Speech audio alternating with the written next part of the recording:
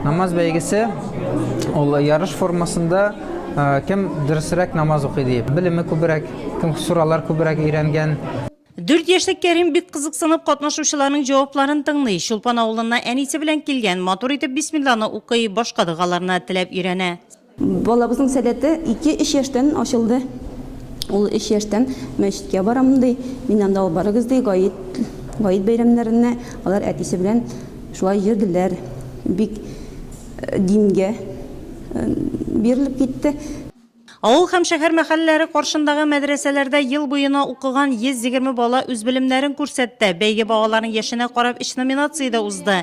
2 сыйныфта үсмер кызлар остазлары алдында имтихан тотты, ә малайлар аерым залда ислам дине буенча үз белемнәрен кабат яңартты.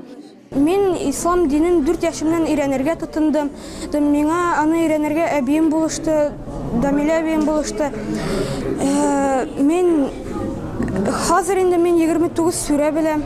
Мин 6 яшьтә әтием белән исламга бастым. Мин Защит мәчетенә йөрим. Защит мәчете ул базар мәчете. Минем укытучым Абдулла хәзрәт.